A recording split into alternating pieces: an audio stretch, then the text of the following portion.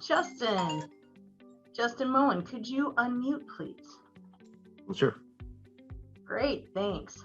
So for those of you, you all already know, April is Autism Awareness Month, and what we try to do at Safe Diversity Communities is educate not just our kids, but our parents and everybody involved about different events and issues that affect our community. And we wanted to talk about autism. I am a mother of a child with autism. He is 14 now. So my son Jonathan has autism. He is also one of the J's in the J&J Autism Voices. And we're lucky because we have met so many inspirational people in the community. And one of the people that I'm talking about is Justin Moehn. So can you introduce yourself to the group, please, Justin? I'm Justin. On the autism spectrum. I'm 39 years old and currently work as a clinical support administrator for Blue Spirit, which is ABA therapy for autism. Yes, so ABA therapy is applied behavior analysis, and it's one of the approaches that a lot of parents take when they're starting their kids out young and they have a diagnosis of autism. So I use that for my son, and it really did help. So Justin, can you tell everyone also, one of the things that I really like, and I can't wait until Officer Collins is on, you do a lot of public speaking on behalf of not just Blue Sprig, but for the autism community also. But one of the things that I find interesting is how you teach law enforcement. So can you tell us a little bit about that? But I've been doing this other people's welfare about how to handle certain situations, and of course what to do as adults to basically just like pretty much people like me and all family out there, but pretty much like a lot of stuff going on in the community this month is like not always going to be available, but to give them the tools and knowledge of how to handle situations with people on the autism spectrum and try to avoid like handcuffs and how pretty much like for me who drive and being a part of community aspects, basically seeing stuff like that, some stuff on the news are good, some is bad, basically at times with the situations on the autism, especially, well, and trying to do a better, give more the input on the how to handle a situation. So when a police officer gets a call to go to an area where there's possibly something going on, there are kids that are on the spectrum, autism spectrum, that may be nonverbal. We now have, based on information we have from the Centers of Disease Control, that right now, well, I guess the last count was 2018. For 8-year-old children, 1 out of 44 8-year-olds in the year 2018 were diagnosed as being on the autism spectrum.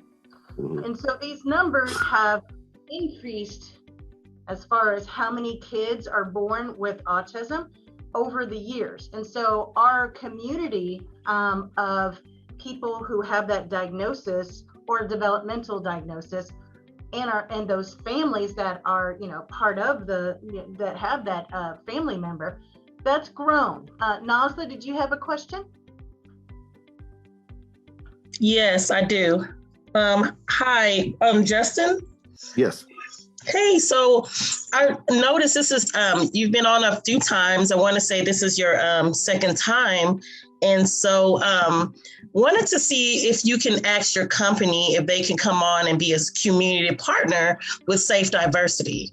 Safe Diversity is looking for community partners, and your company would be a great fit for that.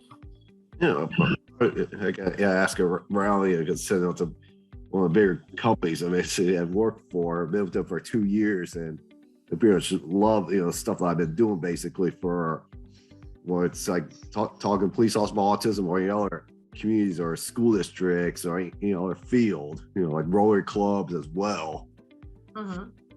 So getting inputs on the autism aspects, and this month being time of year, and how many you get swamped this month basically for what's going on out there as well.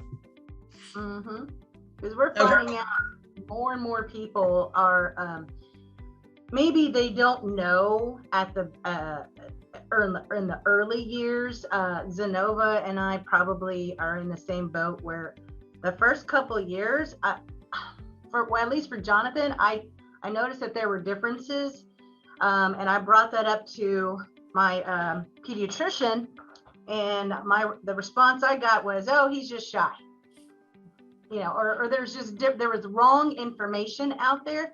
And so that was 14 years ago, 12 years ago. So right now we have more professionals that are more aware of the signs of autism. And what Justin does is he explains these things to law enforcement. So when they're called to a scene and they may be approaching someone who is nonverbal and having a sensory issue where maybe it's too loud for them, or maybe there's something that's irritating them or has launched them into a meltdown, how they can approach that individual and get the most successful and peaceful outcome instead of just throwing them down and trying to put on handcuffs. Like Justin. Okay, so for the kids here and their parents, because we've already explained, there are a lot of families out there that are going to have children on the spectrum. And for those of you that do have a child on the spectrum or have a family member who has a child with a new diagnosis, please reach out, do your research, get them on something called the interest list for Medicaid waiver programs. There is on average 15-year wait before your child can come off of the waiting list and start receiving government benefits. So we can provide you more information about that later. But what I wanted to talk to Justin about is that as a man with autism, you work part-time, you drive yourself, you're very independent, but you still rely on professionals in the community. So can we list a couple of professionals in the community that you work with as a person on the spectrum, so that these kids, when they're looking at possible courses to take in college, because I don't know, Justin, I'm sure you're aware, a lot of these kids on the call are graduating high school seniors and they're going off to college. And so there's a lot of different opportunities to kind of for them that would give them a chance at a career that may benefit the autism community, because the autism community is growing. So that means that demand for these careers is growing as well. So what do you think in the medical field that you would talk to Ricardo or Natalie about if they wanted to go in the medical field? What are some types of medical professionals who may have a high demand for them based on the increasing numbers of autism in the community? Yeah, basically it's look at what colleges are. You can also talk to the people at the disability office at colleges for accommodations and see what you can, give information and tell the instructors, things like those basically, and what's out there for fields, and all see what's the employers, and you got organizations like Texas Workforce Commission to and also look at see if I could do like some shadowing kind of things for some of the employers or people, because you can get some more inside info basically, and some of the courses at the colleges to help what's involved in what aspects and the classes taken down the line too. So if Natalie and Ricardo, what you're saying is if Natalie or Ricardo, for example, had special needs but wanted to go to college, there's opportunities for them to take certain classes but also have accommodations. But what I would like to know is what kind of jobs, if they were looking at getting a career in the medical field, what kind of professionals do you meet with on a regular basis, or you see on a regular basis, that their jobs help people with autism. We also, RBT, what does that stand for? I'm sorry, what? What does RBT stand for? Oh, RBT is a registered behavior technician. Then you can work your way up to become like a BCBA, which is a board certified behavior analyst. And then there's other fields like doctors, the dentists. You can also do some volunteering as well as another thing you could do, and like area as well in the fields, too. I think we were talking psychologist, about diagnostician. So in the schools, in public schools, the people that look at diagnosing and making sure that the person who's the student has a need for special education is a diagnostician. So if you're going to be looking for a job in the medical field, BCBA, you have to have a college degree for that. But RBT, that's a certificate program. Yeah, basically, when I was doing that first, it's like a lot of training, basically hands-on training, like from video watching to hands-ons and all different things, basically, like from task analysis, chaining, to the HIPAA policies. I mean, there's a lot, ethics codes. There's a lot of things you can do, like head training, and then you can take the do all that. They take the state test, basically to get your actual from BT to become registered behavior technician, basically too. So I think if you're interested in, for the students, if you're interested in learning more about working in the medical field, but maybe at an ABA clinic like where Justin works, you may want to start off getting your being a RBT, a registered behavioral therapist. And then if it interests you and it's something that you enjoy, go ahead and go to be a BCBA. What was that again? It's board certified behavior analyst. Yep. So those are options. Also, if you're looking for a job in the medical field, that we in the autism community, our children need occupational therapists, physical therapists, speech therapists. We need developmental pediatricians. We need nutritionists to help with learning about how to feed our children, because sometimes we will keep them away from gluten. My son has a severe food allergies to eggs and peanuts, so a nutritionist can help me design a meal plan which will accommodate his needs. And I see that a lot of kids on the spectrum have severe food allergies. But we also need dentists that do dental sedation, because a lot of our kids on the spectrum can't just go in. They're not going to sit back and just receive dental work. Alexia, do you help out with your brother going to the dentist? Sometimes, but during that time I usually have school, so. But when we have do, to look for someone that sedates, right? Yeah, either that or they have to like really hold them down.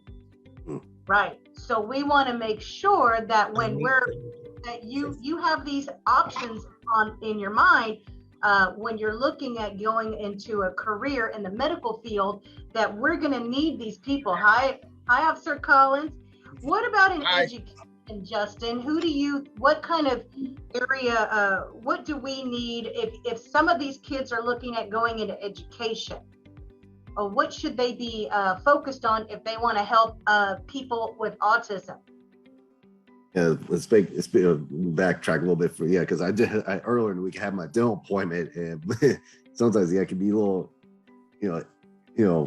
rough here and there, because had people trying to get they're trying to get the plaque off their teeth with a scraping tool, and that can be might send you an overdrive and all that easily. A lot of people on the spectrum have sensory issues, and so something that may be across the room sounds like it's right there in your ear, or they have sensory issues to touch. So going to the dentist, Justin, I mean that takes a lot out of you. And so having a professional that understands these things and will help with accommodations to make you more comfortable, that's really what we would like for you guys to keep in mind when you're thinking about moving forward and going and getting a career in the medical field. Yes. But in education, we need special education teachers. We need paraprofessionals. Justin, can you tell us about what paras are? Basically, the paraprofessionals, they help, like, pretty much more like on the special ed side and helping out with the stuff in the school system, basically, and like special ed departments, or the where it's like you got teachers also that do like job coaching, or you got transition teachers, basically in the school districts to like you got kids are like pretty much the school districts will hold them until like the age 22, and then some school districts have where transition programs basically help them get them more in the start in college or workforce kind of thing as well, before they agencies take them on, basically, so help them get in the system and all that too. We also need people that are focused on maybe getting a degree in IT.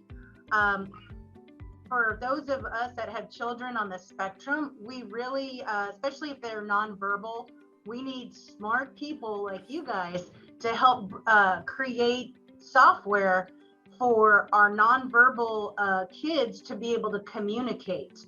Have you seen those software programs, Justin, where kids will click on let's say an icon, and then it will speak for them? I have. I know even there's stuff like, even like one of the companies like Microsoft, Xbox, they have like adaptive controller for people with needs and all that as well, basically.